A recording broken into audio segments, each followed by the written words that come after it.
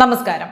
വളരെ ദാരുണമായ അവസ്ഥയിലുള്ള ചുവരുകളോട് കൂടിയ ഒരു വീടിന്റെ ഉൾഭാഗത്തിന്റെ ചിത്രം 2 ദിവസങ്ങളായിട്ട് സോഷ്യൽ മീഡിയയിൽ ഇങ്ങനെ വൈറലായിക്കൊണ്ടിരിക്കുന്നുണ്ട്. അത് മറ്റാരുടേതുമല്ല, ഈ പിണറായി വിജയന്റെ മകളുടെ കമ്പനിയിലെ കള്ളപ്പണ ഇടപാടുമായി ബന്ധപ്പെട്ട് ED റെയ്ഡ് നടത്തിയപ്പോൾ, പിണറായി വിജയന്റെ വാടക വീട്ടിൽ ED റെയ്ഡ് നടത്തിയപ്പോൾ അവിടെ തല്ലാനും കൊല്ലാനും ചാകാനും വേണ്ടി ചെന്ന് കിടന്ന അടിമകളിൽ ഒരാളുടെ വീടിന്റെ ചിത്രമാണ്. അപ്പോൾ നമ്മൾ ഇതിൽ ചിന്തിക്കേണ്ടത് ഇവരുടെയൊക്കെ വീടിന്റെ അവസ്ഥ ഇതാണ്. വീട്ടിൽ കഴിയുന്ന ആളുകളുടെ കണ്ടീഷൻ അതിനേക്കാൾ മോശമാണ്.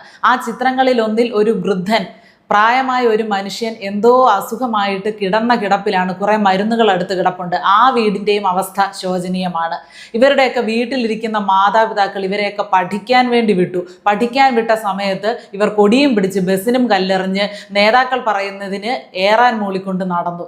അതിൻ്റെ അവസ്ഥയായിട്ട് ഒന്ന് വിദേശ രാജ്യത്ത് പോകാനോ അല്ലെങ്കിൽ ഈ നാട്ടിൽ തന്നെയാണെങ്കിലും നന്നായിട്ടൊന്ന് പഠിച്ച് എന്തെങ്കിലും ഒരു നിലയിലെത്താനോ അവർക്ക് കഴിയാത്ത അവസ്ഥയായി. എത്ര പറഞ്ഞാലും ഇവരുടെ ചെവിയിൽ കയറാത്ത ഇവരുടെ ചെവികൾ അടഞ്ഞു, കണ്ണുകൾ അടഞ്ഞു. കണ്ണു തുറന്ന് സ്വന്തം വീടിന്റെ അവസ്ഥയെങ്കിലും ഒന്ന് നോക്കാൻ പറ്റാത്ത അവസ്ഥയിലേക്ക് അധപ്പതിച്ചു. ആ രീതിയിൽ ഇവരെ അന്ധരും ബധിരരും മൂകരുമാക്കി കളഞ്ഞു ഈ ഒരു പ്രസ്ഥാനം. വി ശിവൻകുട്ടി എന്ന ഇവരുടെ നേതാവ് ഇവരുടെയൊക്കെ വീടുകളിൽ ചെന്ന് സന്ദർശനം നടത്തി എന്ന് വലിയ കാര്യത്തെ വീമ്പിളക്കി, എന്തോ വലിയ കാര്യം ചെയ്തു മറിച്ചതുപോലെ സോഷ്യൽ മീഡിയയിൽ പങ്കുവെച്ചതാണ് ഈ പോസ്റ്റ്, ഈ ചിത്രങ്ങൾ. അവർക്കൊന്നും ഒരു അസ്വാഭാവികത പോലും ഈ സഖാക്കളുടെ ഈ ഗതിയിൽ തോന്നുന്നില്ല എന്നുള്ളതാണ്. അതായത് ഞങ്ങളൊക്കെ വലിയ വലിയ നേതാക്കളാണ്, ഞങ്ങളൊക്കെ രാജകീയമായിട്ട് ജീവിക്കേണ്ടവരാണ്, നിങ്ങളൊക്കെ അടിമകളാണ്, നിങ്ങൾ ഞങ്ങൾക്ക് വേണ്ടി തല്ലി ചതയ്ക്കപ്പെടാനുള്ളവരാണ്, നിങ്ങളൊക്കെ ജീവിതം നശിപ്പിക്കപ്പെടാനുള്ളവരാണ് എന്ന തോന്നൽ സ്വാഭാവികമായിട്ട് ഈ ശിവൻകുട്ടിയെ പോലുള്ള നേതാക്കളുടെ മനസ്സിൽ ഉറച്ചു കഴിഞ്ഞു. അവർക്കൊന്നും ആ ഒരു ചിത്രം പോസ്റ്റ് ചെയ്യുന്നതിൽ എന്തെങ്കിലും ഒരു അസ്വാഭാവികത വരുമെന്ന് പോലും ചിന്തിക്കാൻ പറ്റുന്നില്ല. കാരണം സ്വാഭാവികമായിട്ടുള്ള ഒന്നാണ്. അവരുടെ വീട് അങ്ങനെ കിടക്കുന്നു, അതിന് ഞങ്ങൾ എന്ത് ചെയ്യാനാ? അല്ലെങ്കിൽ ഞങ്ങൾക്ക് ഇതിനകത്ത് എന്താ റോള്? അവരുടെ വീട്ടിലെ ചെറുപ്പക്കാർ നിങ്ങളുടെ കസ്റ്റഡിയിലാണ്, നിങ്ങൾ പറയുന്നത് കേട്ട് തല്ലാനും കൊല്ലാനും ചാകാനും വേണ്ടി നടക്കുന്നവരാണ് എന്ന ചിന്ത അവർക്കില്ല. അവരതിനു വേണ്ടി വിധിക്കപ്പെട്ടവരാണ്, അല്ലേ? ശിവൻകുട്ടിയുടെ മകന്റെ അവസ്ഥ എന്താണ്? ശിവൻകുട്ടിയുടെ മകൻ എവിടെയാണ് പഠിച്ചത്? സിംഗപ്പൂരിലും മണിപ്പാലിലും ഡൽഹിയിലും ഒക്കെ ആയിട്ട് പഠനം പൂർത്തിയാക്കി. കേരളത്തിൽ പഠിച്ചിട്ട് പോലുമില്ല. കേരളത്തിലെ വിദ്യാഭ്യാസമാണ് നമ്പർ 1 എന്ന് വീരവാദം മുഴക്കിയിരുന്ന ഒരു വിദ്യാഭ്യാസ മന്ത്രിയാണ് വി ശിവൻകുട്ടി, വിദ്യാഭ്യാസ മന്ത്രി ആയിരുന്ന സമയത്ത്. എന്നിട്ടും സ്വന്തം മകൻ പഠിച്ചത് ഇവിടെ ഒന്നുമല്ല. ഇപ്പോൾ ശിവൻകുട്ടിയുടെ മകൻ PhD ചെയ്തുകൊണ്ടിരിക്കുകയാണ്. കേരളത്തിൽ പോലും ഇല്ല. അവരുടെയൊക്കെ മക്കൾ ഇങ്ങനെ അടികൊള്ളാൻ പോകുമോ? അവരൊക്കെ താമസിക്കുന്നത് ഇത്തരം വീടുകളിലാണോ? അവരുടെ വീട് കണ്ടിട്ടുണ്ടോ? വനിത മാഗസീനിൽ ഒരു പ്രാവശ്യം വീട് എന്ന കോളത്തിൽ വന്നത് ഒരു പ്രാവശ്യം വി ശിവൻകുട്ടിയുടെ വീടാണ്. അത്രത്തോളം ചെലവ് കുറഞ്ഞ രീതിയിൽ നിർമ്മിച്ചു എന്ന് അവകാശപ്പെട്ടാൽ പോലും വളരെ പ്രൗഢിയുള്ള നല്ല ഗംഭീരമായിട്ടുള്ള ഒരു വീടിലാണ് വി ശിവൻകുട്ടി ജീവിക്കുന്നത്. അതുപോലെ തന്നെ പിണറായി വിജയന്റെ കണ്ണൂരിലുള്ള വീട് ഒരു വലിയ വീടാണ് കണ്ണൂരിലുള്ളത്. 2 നില വീടാണ്. അദ്ദേഹം വാടകയ്ക്ക് ഇപ്പോൾ താമസിക്കുന്നത് 5000-ലധികം സ്ക്വയർ ഫീറ്റ് ഉള്ള ഒരു ആഡംബര വീടാണ്. അദ്ദേഹത്തിന് 2 ഫ്ലാറ്റുകൾ നൽകാൻ പാർട്ടി തയ്യാറായതാണ്. പക്ഷെ ആ ഒരു ഫ്ലാറ്റിലൊന്നും ഒതുങ്ങാൻ പിണറായി വിജയന് കഴിയില്ല. കാരണം അത്രത്തോളം ആഡംബരത്തിൽ ജീവിച്ചങ്ങ് ശീലിച്ചില്ലേ. എവിടെ നിന്ന് ഇവർക്ക് ഈ സ്വത്തൊക്കെ വന്നു എന്നറിയില്ല. പിണറായി വിജയൻ റൊട്ടി തിന്ന് വിശപ്പടക്കിയിരുന്നിടത്ത് നിന്ന് ഇത്രയും 5000-ലധികം സ്ക്വയർ ഫീറ്റ് ഉള്ള ഒരു വീട് വാടകയ്ക്കെടുത്ത് താമസിക്കാൻ മാത്രം ഉള്ള നിലയിലേക്ക് എങ്ങനെ എത്തി എന്നുള്ളത് അണികൾക്ക് ഒരുപക്ഷെ അറിയില്ലായിരിക്കും, പക്ഷെ നേതാക്കൾക്ക് നന്നായിട്ട് അറിയാം. അപ്പോൾ ഇവരിങ്ങനെ തല്ലുകൊള്ളിക്കാൻ നിൽക്കുന്നവന്മാർ, തല്ലുകൊള്ളിപ്പിക്കുന്നവന്മാർ രാജകീയമായിട്ട് ജീവിക്കുകയും തല്ലുകൊണ്ട് ചതയ്ക്കപ്പെടുന്നവന്മാർ കുഴിയിൽ കിടക്കുകയും ചെയ്യുകയാണ് എന്നുള്ള ബോധം ഇവർക്കുണ്ടാകണമെങ്കിൽ ഇവർ കണ്ണൊന്ന് തുറന്ന് നേരെ നോക്കണം. ഈ ഒരു അന്ധത അവരിൽ നിന്ന് വിട്ടൊഴിയണം.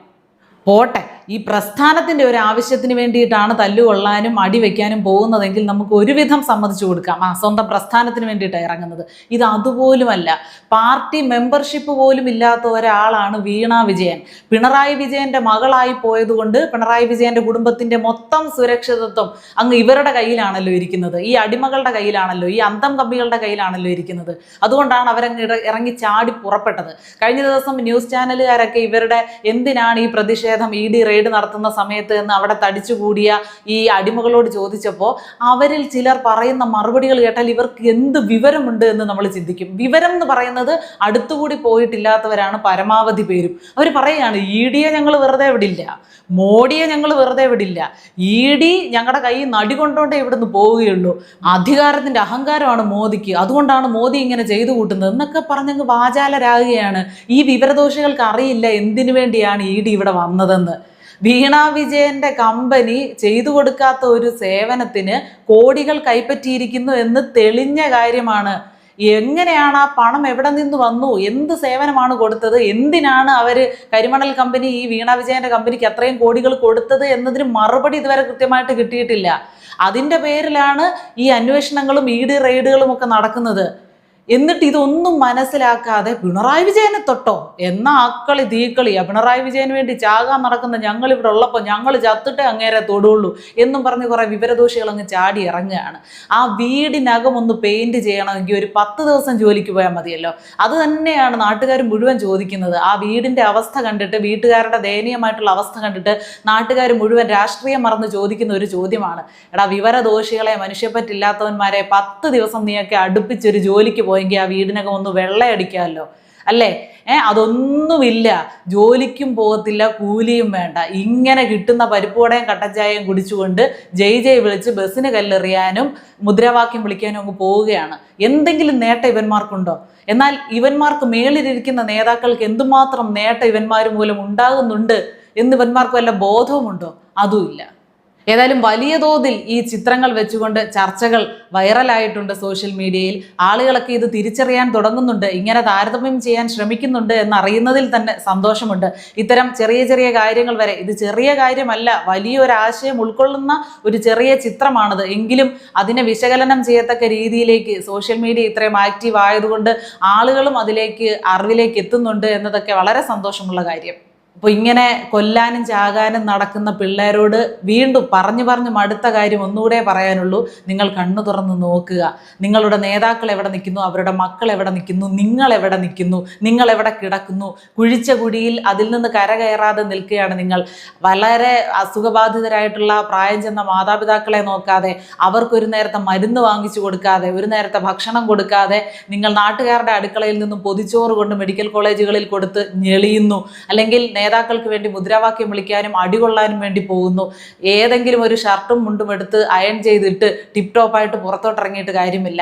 വീട് വാസയോഗ്യമായിരിക്കണം. അതിൽ കഴിയുന്നത് നിങ്ങളുടെ ഏറ്റവും വേണ്ടപ്പെട്ട മാതാപിതാക്കളും സഹോദരങ്ങളുമാണ് എന്ന തിരിച്ചറിവ് വേണം. അവരുടെയൊക്കെ ജീവിതത്തിൽ നിങ്ങൾക്ക് ഉള്ള റോൾ എന്താണ് എന്ന തിരിച്ചറിവും കൂടി വേണം.